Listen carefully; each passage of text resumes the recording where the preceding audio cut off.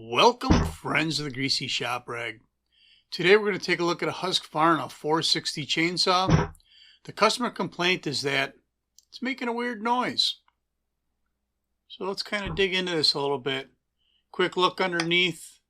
Everything appears normal on the surface. Not much to see there. Brake seems to work. Maybe we can start this up and see if we can hear the noise. Oh, I guess we can't start it up. It seems that the choke lever might be disconnected from the carburetor. So we're going to have to pop the hood and take a closer look at that. Should be 3 screws holding this down, but in this case there's only 2. So the blue lever's the choke, and it's just wobbling around there.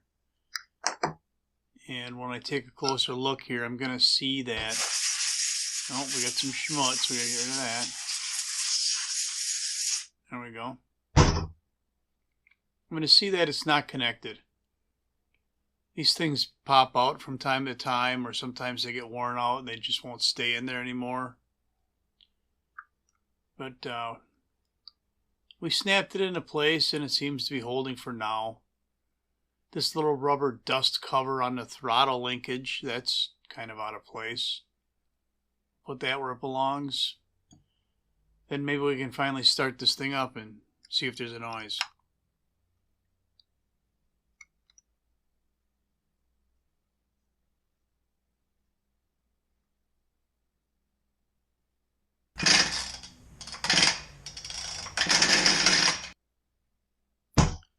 Well, we really didn't need to start it to hear that noise, did we? There's a few possibilities. It could be something in the crank rod, piston, bearings kind of noise. Or it could be something on the clutch end or the drum or the bearing or the clutch itself. There's not a lot of other reasons it would make a sound like that. So the easiest thing to do is pull that spark plug, roll it over, and take a look inside. So we know one thing, it's not scored. And without the spark plug in there, no compression, we don't really hear it banging. Wow, that's tight. We don't really hear it banging while we pull the cord over. We're going to pull this clutch cover off and what the heck? I must have dropped that nut. Oh boy, that's creepy right there. Why don't you go down in the comments and make a caption for that little creepy look I had there. I'm kind of curious what you come up with because I had a few ideas of my own. All right. Wow. Well, I think we know that we're sniffing in the right spot here for the problem, because that is highly polished and it's not supposed to even have anything touching it. Get the barn chain out of here and we see that the clutch itself is just worn out. There's 2 different shoes and a center hub, and then 2 springs. Well, the springs aren't really the problem. It's the relationship between the shoes and the center hub that's screwed up. So I'm going to rattle this clutch off of here, but I know in order to do that with an impact, I'm going to have the spark plug in or put my thumb over the hole or something like that.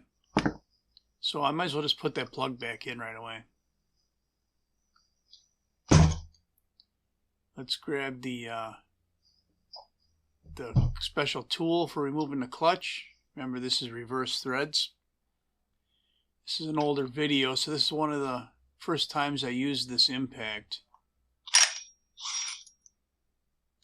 And it turns out it's got more than enough ugga-duggas in it to pop a clutch off.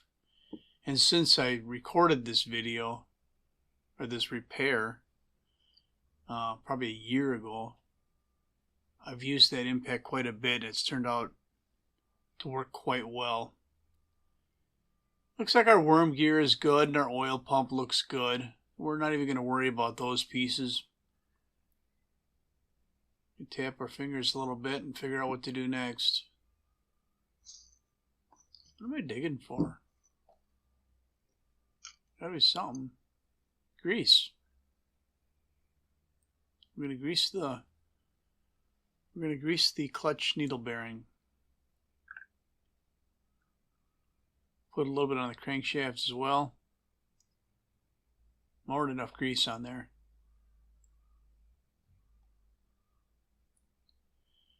Alright, our old drum.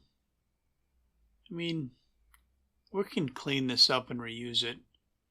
It's a spur drive style drum, and the teeth look good enough on there, so we're going to put it back in. I don't see any weirdness about it, any wear. All the wear was in the clutch. As long as it goes over the top of this bearing and feels snug, we're good. Yeah. That's not going to fly. That's a lot of slop. This thing's been making noise for a long time. He finally just decided to bring it in. I'm telling you, that's what happened there. Clutch cover, I think, is salvageable. There is a crack in it. A lot of debris. But the brake band itself, I think we might have to replace that. Looks like it's worn. So in order to replace the brake band, we have to take this cover off. I think there's going to be 4 screws holding this down. One of the screws being that little bit of a chain catch right there. Now underneath this cover is a big spring. So you want to be careful about, once that spring's exposed, it can go flying. And I've done videos before where that thing's shot 20 feet across the shop. So I cover them up with a rag now, so once they release the energy, I kind of catch it with the rag. And there you go.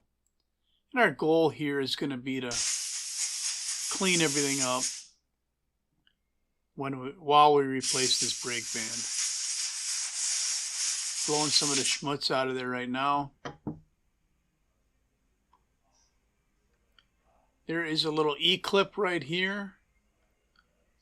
And then we're going to remove this knee joint assembly. That's what Husqvarna calls this. Where'd he go? There he is. You get a different screwdriver. So this single screw holds the brake band to the knee joint. You get the screw out of the way. Then we can slide the knee joint off the brake band and pull the brake band out of here. So the other end of the brake band is kind of pushed down into the cover. We got to get that out of there. In this case, a pliers is needed. And then we'll clean the cover up.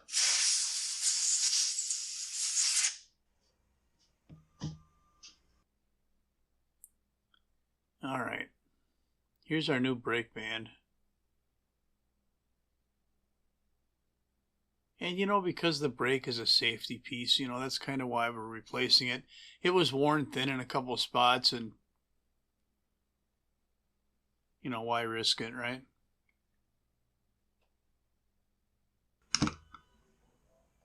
So we have the brake band reattached to the knee joint. Drop the knee joint over the locating pin and then snap our E-clip into place. The other end of the brake band is down into place. Now we have to install the spring. Some scrunches from Husqvarna have a weird shape to them, and they really work well for installing these springs. So that went together really simple. The problem is I let the knee joint kind of get above the top edge of the cover. And now there's spring pressure on that and it's not laying in there the way it's supposed to. So I'm going to pop the spring back out. Move the knee joint down into place. And you know it's going to not go as smooth the second time. Yeah.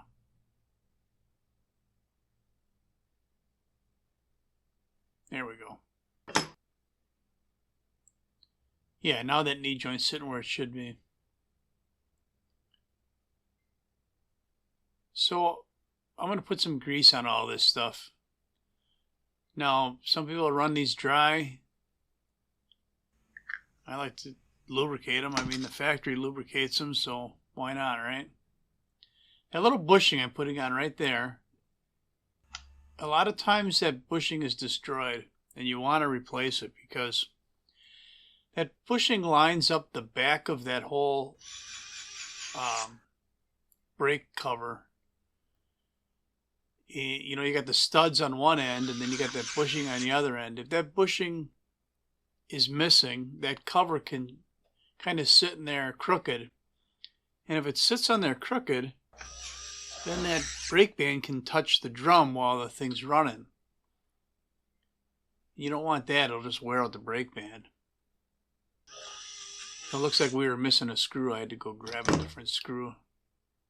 But now we have everything assembled. We just have to release the brake. And this particular scrunch has cutouts in it that allow for aligning onto this lever. You just give it a spin and it opens up the band. Then we want to make sure the band isn't in front of any of those little perches that it's supposed to be sitting on. If it is, it's going to be hard to push it over the drum. You can see there that there was a bit of a crack or a spot where the clutch had kind of worn through. It's going to be alright for this though. Until it wears through, there's no real safety issue. So we didn't have a used clutch to offer them, so we're going to put a new one on. And it just goes back together the same way the other one came off. Reverse threads. Then we'll get our big Ugga-Dugga. And we don't have to get carried away here because when you're cutting wood, it's going to naturally tighten up that clutch. Alright, well, he's putting the bar and chain on there. There's something that I wanted to talk to my regular viewers about. And that's YouTube has an option for channel memberships. Now, it's not something that I really have thought about doing too much, but it keeps coming up when I'm uploading videos.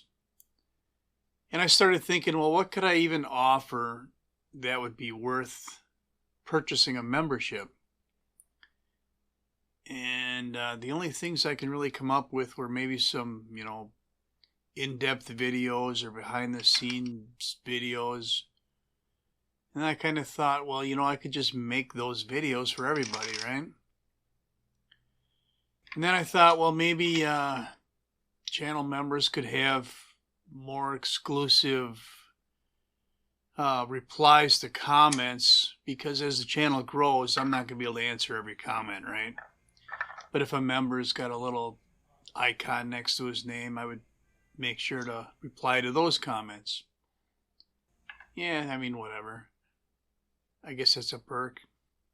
I run an eBay store. I could probably offer coupons to YouTube members and give them a 10% off on your next purchase kind of coupon for my eBay store. But really, I've always felt that YouTube should be free. And that's kind of what's holding me. That's one of the things that's holding me back from going ahead with memberships. The other thing is there's only 7 days in a week, and I kind of got a full schedule already. I would feel pretty bad about promising videos or something like that and then not being able to follow through on it. So at this point, I'm not going to do memberships, but I am kind of curious. If you have an opinion about it, let me know in the comments. All right, it looks like we got the bar and chain on there. It seemed to take longer than it should. We'll put our 2 screws back in the top cover, and then we'll start this thing up and give it a listen. And if it's not rattling anymore, then that's all I'm going to have for you on the Husqvarna 460 chainsaw that was making a terrible noise. Thanks for watching. Later.